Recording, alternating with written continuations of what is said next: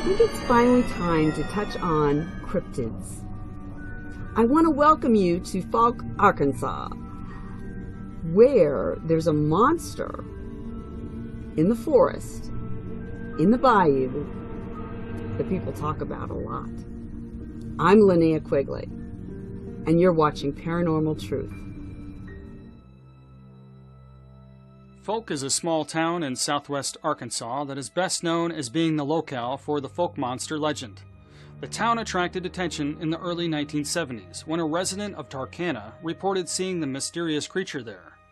Fouke and its monster became famous and were featured in a 1973 movie, The Legend of Boggy Creek.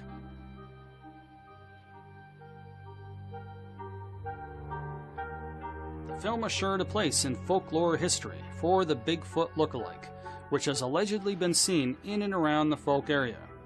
Since the 1800s, the low-budget, campy movie earned cult status, and the familiarity of this tale, and the regular resurgence in the media of Yeti, Bigfoot, and caveman-like creatures kept the legend alive. Prior to the 20th century reports, several sightings in the general area have been tied to the Fouke monster. My name is Ivan Marks. The film you're about to see is authentic. It records the last 10 years, which has changed my life. I stumbled on something that I could not believe at first, but soon realized it had significance on me and everyone around me, which could not be ignored or underestimated. The Eskimos call the subject of my story Bushman. The Colville Indians of upstate Washington call him Sasquatch. The Hoopoes of Northern California call him Oma. But right now, let's just call him Bigfoot.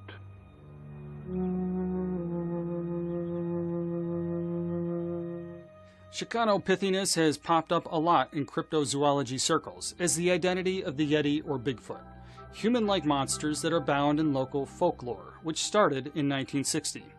When zoologist Wyden Mierzynski described a 1951 photograph of alleged Yeti tracks taken by Himalayan mountaineers, Michael Ward and Eric Shipton, in the journal Nature, Zarzinski believed that the Yeti walked like a human, and so was similar to gigantic Pythagoras. After that, the Yeti attracted scientific attention from several more authors publishing in Nature and Science. This, however, incited a monster hunting fad for both the Yeti and the similar American Bigfoot, which has gone on to this day. One scientist who continues to try to prove such monsters exist is anthropologist Grover Krantz, who continued searching for a connection between gigantic Pythinus and Bigfoot from 1970 until his death in 2002. The Bigfoot gigantic myth is a theory dealing with many issues that affect potential linkage between Bigfoot reports to the gigantic. I'm Grover Krantz. I'm a professor of anthropology here at Washington State University. I teach courses in dealing with physical anthropology, introduction to the subject, human evolution, human races, the human skeleton, and sometimes seminars on advanced subjects. Do you feel compelled to still make the case for the existence of Bigfoot? Well, I'm satisfied that this Bigfoot thing exists. Trying to make the case or argue for it on the present evidence is largely futile, but I'd like as much as possible to let the word out as to what I found out and what I'm doing. Tell me, why is it futile? Could you elaborate on that? Almost any scientist will tell you in no uncertain terms that you will prove the existence of the Bigfoot or Sasquatch by bringing in a body or a substantial piece of one. No other evidence is proof. They are adamant about this. And now to that end, there's been a lot of controversy in the past about what you've called for.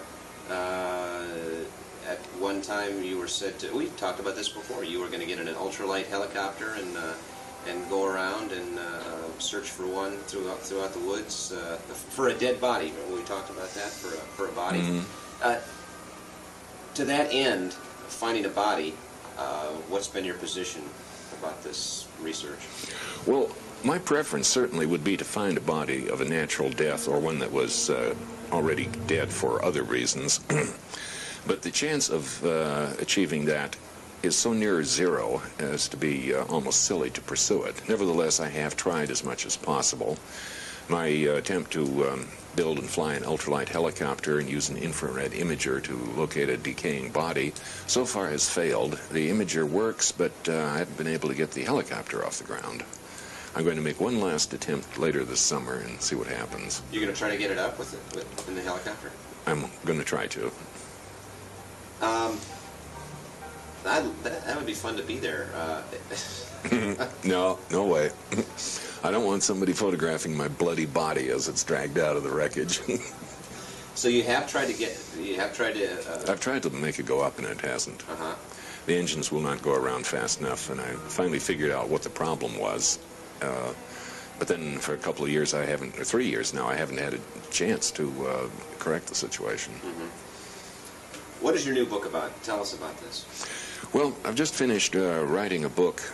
I've titled it Big Footprints, which explains all of the scientific evidence that relates to the Sasquatch. That is, all of the evidence that can be handled in a scientific manner. Now, this is not a listing or description of all the reports of people who have encountered it. This has been well done by John Green and other people in previous publications. But I'm analyzing the footprints, the Patterson film, and other bits of evidence. And I'm also trying to, in this book, explain to my scientific colleagues why I take this so seriously. Most of them have no idea of the quantity or quality of information on this. Why do you take this so seriously? Can you boil it down for our purposes? Well, one good reason to take it seriously is the footprints that are available. When you try to consider what are the alternatives, and there's really only two choices when you look at a lot of them, they are either fabricated by a human hoaxer or they are made by the Sasquatch. And when you consider the possibilities and the difficulties and the requirements for a hoaxer to do not some, but all of them, you find you run into an absolutely impossible situation. So the way I like to put it is the Sasquatch is ridiculous. The alternative of a hoaxer is impossible. Therefore, the ridiculous must be true. Bigfoot is, fill in the blank. Bigfoot is a large, massive, hairy, bipedal, higher primate. You could describe it as a gigantic man covered with hair and being rather stupid, or an oversized, upright, walking gorilla. And we're talking body sizes of 6.5 to 8 feet tall, body weights 500 to 800 pounds, covered with hair, incredibly strong, ape-like faces, arms a little bit longer than usual, no constriction at the neck. Well, you got a fair description. Why has this intrigued you? For how long have you believed that there's something out there? Well, I wouldn't say I believed there was something out there. Unless, well, the term belief usually means an opinion held because it makes you feel good. The first time I ever heard of these things, I think I was about 16 years old. Oh, I believed them instantly. But did I think they were real? No, no way. I was here at Washington State University for about 2 years before I finally got hold of some direct information, and that amounted to a pair of footprints. I saw some in the wild, and I got the casts and analyzed them, and the right and left foot were quite unlike each other. They weren't mirror images. One of them was obviously crippled. I analyzed those, this was back in 1970, and finally decided that the design of foot that's implied by the crippling was exactly what you would expect for a creature about 8 feet tall and enormously heavy. And I finally decided, if somebody faked that and put all these subtle hints of the anatomy design in that, he had to be a real genius, expert at anatomy, and very inventive and original thinking. He had to be outclass me in those areas. And I don't think anybody outclasses me in those areas, at least not since Leonardo da Vinci. And so such a person, I'd say, is impossible. Therefore, the tracks were real. Where does the research on the topic stand? People have been talking, there have been sightings since 1870 throughout the Northwest. I mean, reported, documented Western man since 1870. Where does it stand in 1992, in the early 90s? The best summary of where things stand in 1992 is just more of the same. The number of people who are reporting seeing them is just gradually climbing higher and higher. It's over 2,000 now in John Green's reports, and I would doubt that he has more than 1% of them. He has another 1,000 of footprint accounts. Again, he's got maybe 1% of the observed footprints, and the observed ones couldn't be 1% of the actual ones out there. Bits and scraps of other evidence, hair samples, bits of blood, other things that they've done to the environment keep being reported and coming in, analyzed. In some cases, these have been dismissed and found to be fake or mistakes. In other cases, they seem to stand, but we don't know what to do with them. I would say the best new evidence that's come in the last even 50 years is really two things: the Patterson film of 1967 and the footprints with the clear dermal ridges, like fingerprints, that came in 1982. We've gotten no more films since then, at least none that are legitimate, though we have gotten a few more footprint casts with dermal ridges.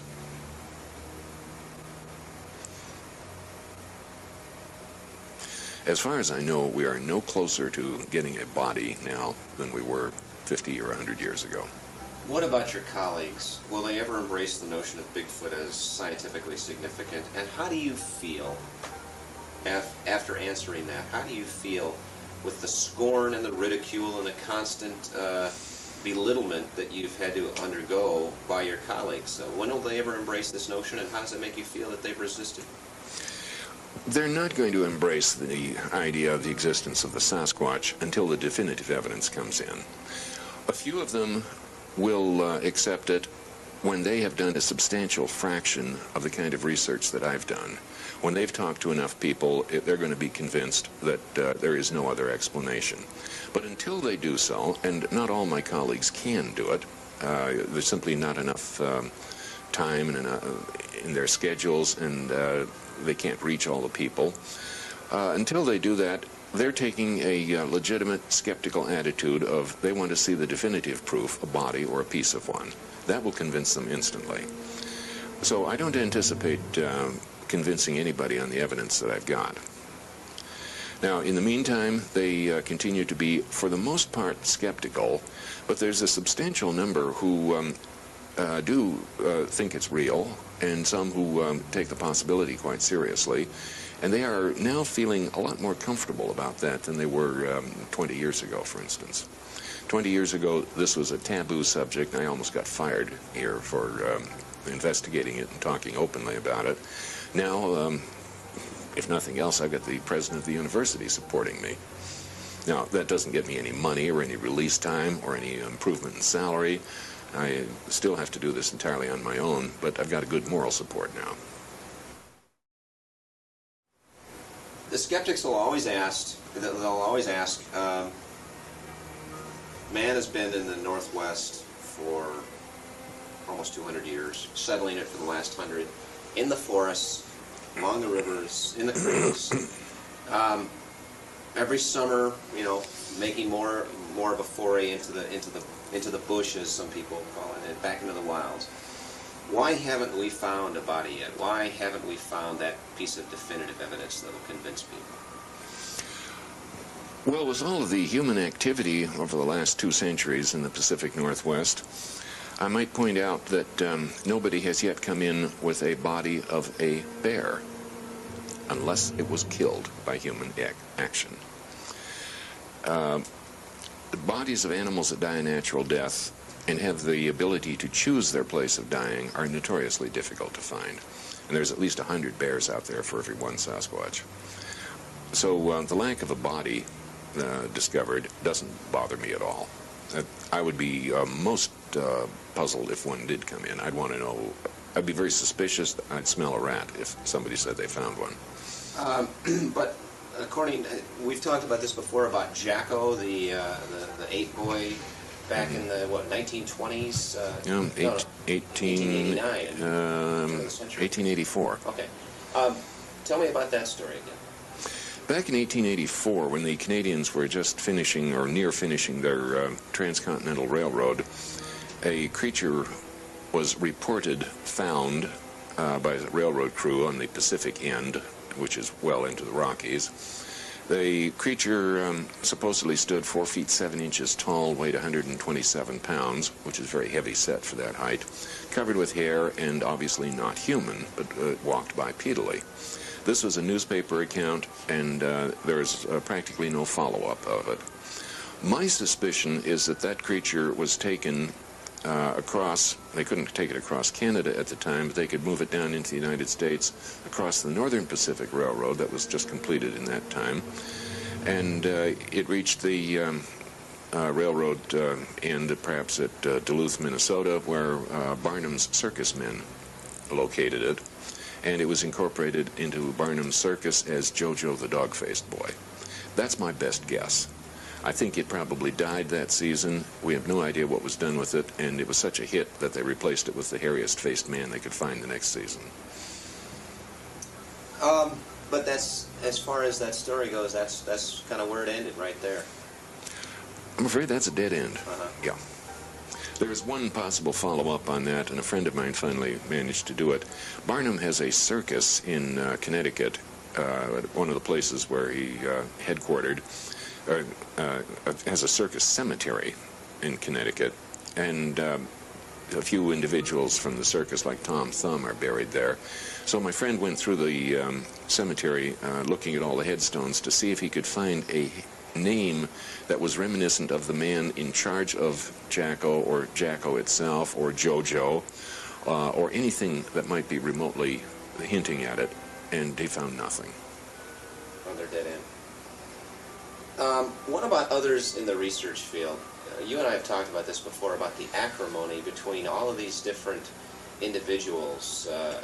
You and Renee DeHinden, for example, don't see eye to eye at all. Tell me why that happens. We have a problem with people in the real world who are trying to bring in the definitive proof of the Sasquatch. These people are basically all hunters who are trying to shoot the first specimen and bring it in.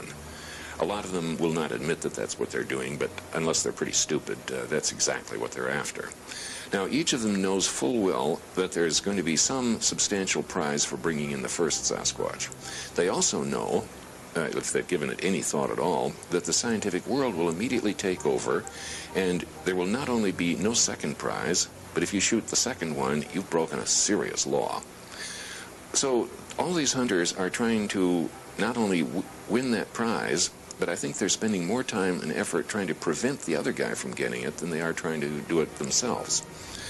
Now, those who are really devoted to it, if they really devote their lives to this, all their life is to search for the Sasquatch. That's their only claim to fame. When it is found, they're going to be shoved aside by the scientists and become nothing. They don't want this to happen. They want either the mystery to remain or that they find it. That science ever takes over and shoves them aside is very frightening to them. Now, there are some of these hunters and investigators who are very nervous about me because I may be nudging the scientific world into acceptance. And because of that, they would do anything they can to stop my investigation. Where do you get your casts? It's not surprising. Okay. Where do you get your casts and your evidence and that kind of thing? Most of the casts come from when I hear about somebody having found a footprint and making a cast of it. I will go and talk to them and borrow the cast. I will bring it back to my lab, make a mold of it, and then return it and a perfect copy to the provider. In a few cases, I've made the casts myself when I've been brought to a scene and footprints are there. Maybe the person who found them made his own cast, and I might make a few others. Tell me about Paul Freeman. I mean, you alluded to Renee before, but... But I didn't use his name. No. I don't like to do that. What about Paul and his research down in Walla Walla and his hunting? And he's not a scientist. What about do you lump him into this category? what kind of credence do you put in his work down there? Well, I think Paul Freeman's footprints are probably all legitimate. He's brought in a number of other bits of evidence that are either somebody's hoax, whether it's him or somebody else is hard to tell, or they're just simply undeterminable as to whether they're real or not. He had a photograph once, and now he has a short videotape of one of the creatures. I would be very dubious of his photograph, but I wouldn't be a bit surprised if his videotape is real. But it's not definitive, and there's nothing you can do with it to prove it. The people we talk to, and I want to balance this out and give you a chance to respond to what some of the people have said that I talked to.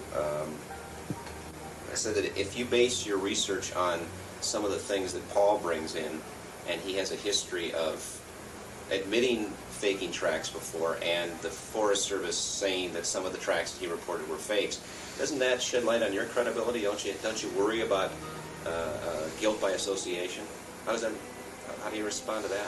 Well, anybody who brings in fake information does shake up cast a little doubt on the rest of it. But I just sort of try to learn to live with that. I look at all the information for what it's worth. Sometimes I get taken in, at least temporarily, by some things. I thought a couple of films of Sasquatches were real until I found out otherwise. A little analysis and hearing stories from other people.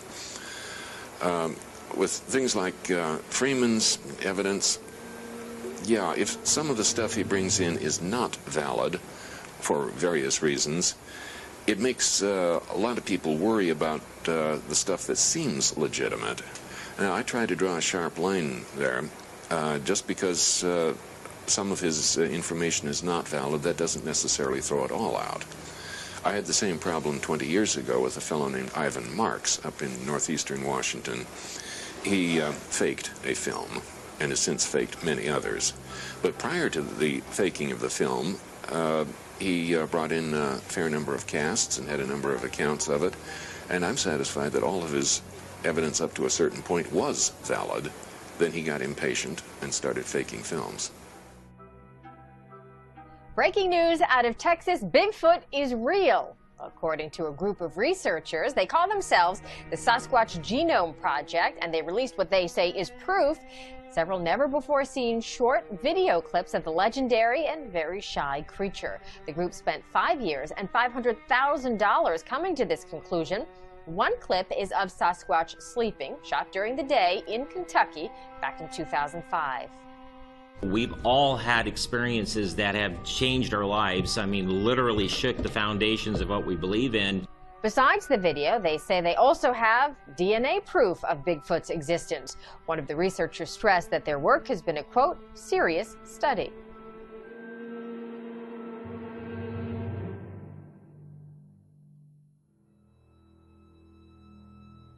From Canada, I saw my first Sasquatch at 8 years of age in 1960. And since that time, in every decade, I've had sightings and interactions with them. And it came to the point that by 2005, there was so much evidence with the, more people coming forward on the internet that I decided to embark on this, which became an unprecedented 5-year study of the Sasquatch, but I spent a lot of money on to try to prove once and for all the existence of the Sasquatch. Dennis Poe beside me was a project manager, was on there for several years. We had an on-site scientist, and we conducted it in several states, in the U.S., including Texas, and 2 of the Canadian provinces. Now, in that study, we collected all kinds of, we have hours of video, night vision, daylight footage, all kinds of stuff, footprints, handprints, hairs, all kinds of stuff. And part of it was we followed a mother and her juvenile daughter filmed them over a 4-year period, of which the daughter grew approximately a little less than 6 inches per year. And, it became, with all this evidence, it just seemed like the scientists would just raise the bar higher all the time. And finally it came to the point that we just said DNA was the only thing that would suffice to convince them. But with no type specimen, DNA is all fine, and on CSI, everybody thinks it does all these things. You have no type specimen with a Sasquatch, so we knew it wasn't going to be easy. So anyways, with that, during that project, we collected 6 different samples that was tested by Dr. Melvin Ketchum, and Dennis was mostly the guy in the chain of custody and control of that. Now also during that time we produced a documentary, a 1-hour documentary that I took to several producers, and at the end of the day they liked it, but the whole reality world, that was, you know, the reality television, that was the key thing, and that's what they wanted us to do, and I wanted no part of this. I mean, this is serious business. I mean, at an absolute minimum, there's 4,000 of these in North America. In reality, it's becoming increasingly apparent there's 3 to 5 times that number, or even more. And yet, you know, people have chosen to they don't want to believe it. They can't find in their minds to believe these things exist. The Bigfoot is typically sighted in or near remote wooded, mountainous, or swampy areas. They are seldom seen far from the cover of trees. If they encounter humans during the daylight hours, they tend to rush off and vanish into the forest. They seem to be most active late at night, when humans are least active. Unlike mountain gorillas, Bigfoot has never been seen in large groups, and they don't stay in the same place for very long. Over the past 500,000 years, hominids gradually emerged from the thickest forest and began to group. This dispersal provided more reliable foraging. It also made quick, quiet evasion much easier. Because families of 2 to 4 wandered nomadically through the vast forests, the territories were usually remote, but sometimes bordered human-settled areas. After thousands of generations, they've developed some amazing evasion and defense mechanisms and behaviors, including night vision abilities. They've also developed powerful vocal abilities, which allowed them to locate and interact with others of their kind. They made powerfully loud screams that could be heard for miles in the dead of night. As far as us as researchers, the way some of these samples were handled, the way they were, the chain of custody is very important with the samples, because we've had so many detractors talk about cross-contamination, human contamination from contributors. We've got a short video. 2 of the videos, you actually see us gathering the samples. We've got the video of it. We're wearing gloves. You know, we're being very careful about the way we're handling these DNA samples. They go into baggies and so forth. We've got enough experience that we know how not to cross-contaminate something when we find it, when we're going to have it examined or sent in for DNA analysis. On a personal level, over the years in my research, I've probably seen 8 different furry people that you could put them in a police lineup, and I could tell you where I saw them, what they were doing, what I was doing. So we've had a lot of on-site experience. We go from a lot of situations. I didn't set out to search for these creatures or anything else unusual. It's something that happened to me. There's a catalytic event for a lot of people that makes them go out and actually try to find the truth. You know, what did I see? Oh my goodness, you know, we're not wired for a lot of these strange things. So we go out in search of them. And a lot of us stay out there in search of for a long time, and we still are. We're still looking for more answers. We're still looking for, on our part, better video. We're still looking on our part for better photos, better game cam photos, whatever we can do. It adds to the ever-mounting mountain of evidence that these furry people do exist. And they live, some cases, right alongside of us. Some cases right outside of semi-urban areas, residential neighborhoods. Some of them take up occupations in old abandoned buildings. You'd be surprised how very human they are in a lot of the different ways they conduct themselves alongside of us, mankind.